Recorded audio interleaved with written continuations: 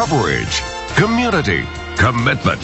This is WSFA 12 News, Today in Alabama. Good Sunday morning. I'm Tametria Conner. Thanks for joining us for this special edition of WSFA 12 News, Today in Alabama. We'll have the headlines in just a moment, but first, as you head out to church or work this morning, meteorologist Dan Atkinson is tracking your forecast in the Storm Vision Doppler 12 Weather Center. Dan, it's the first weekend of the fall, but it didn't really feel like it. What can we expect this morning? Well, Tametria, we're going to be this morning and midday and on into the afternoon above average in temperature by about 5 degrees. So it's going to feel more like late summer than early fall.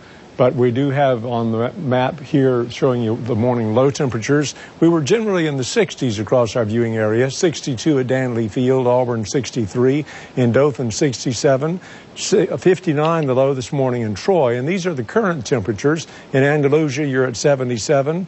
Greenville and Evergreen 74. We'll be looking for the mid-80s today. Notice the spin of the clouds up over the upper Mississippi Valley and the Great Lakes. That's an upper level low that's going to be influencing our weather, and in fact give a possibility for northwest Alabama today and tonight for some strong thunderstorms. More about that and what we can expect coming up in just a few minutes. Tametria.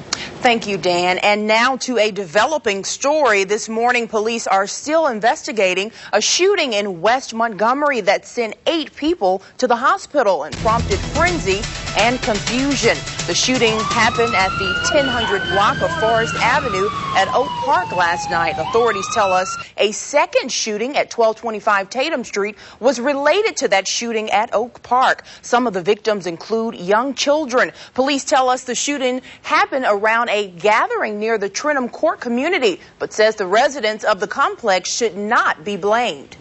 There are a lot of people that were just here to have fun and have fellowship, and a very small group ruined it for everybody.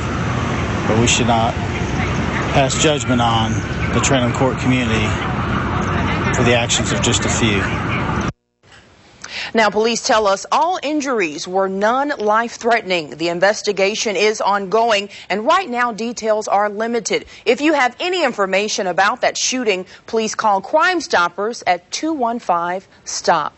And an Alabama soldier is injured in Afghanistan. Army Private First Class Don Esslinger is listed in critical but stable condition and underwent surgery last night. His family tells WSFA 12 News he was hit with indirect enemy fire by a rocket-propelled grenade. He was wounded in his left chest and several broken bones and lacerations. Esslinger has been serving in Afghanistan since April, but was recently home on a 16-day break. He had just left Chilton County a week ago.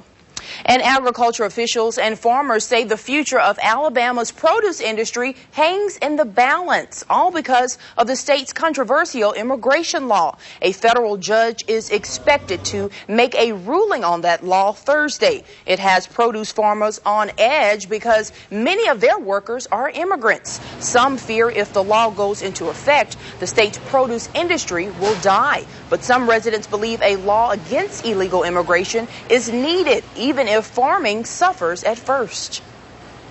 I think in the long run it would balance out as far as our economy goes. So then do you think that there still needs to be a law in place, and despite the effects that it could have, it's still needed?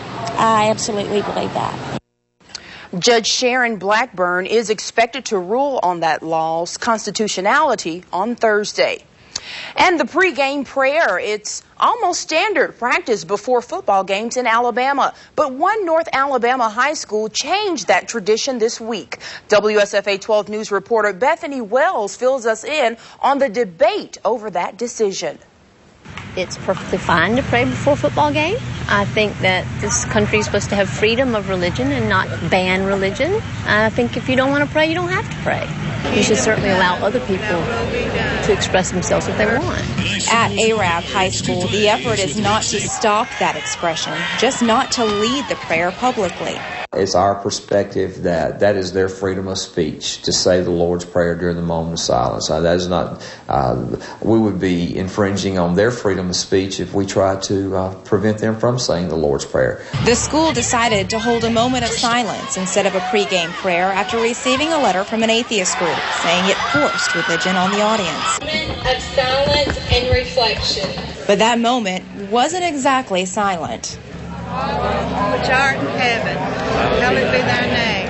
A public school may not dictate to students that they should pray or suggest that they should pray or broadcast prayer. And this usurps also parental authority, but mostly it's just very bad manners. The group that filed this complaint, the Freedom from Religion Foundation, says they don't seek these cases out. They were notified by a parent, but parents of players on the field say no matter what, you won't take prayer out of the stands. Sitting in the stand, I prayed the whole entire game. Lou Murphy watches his son play football every weekend. He says decisions like this won't stop private prayer.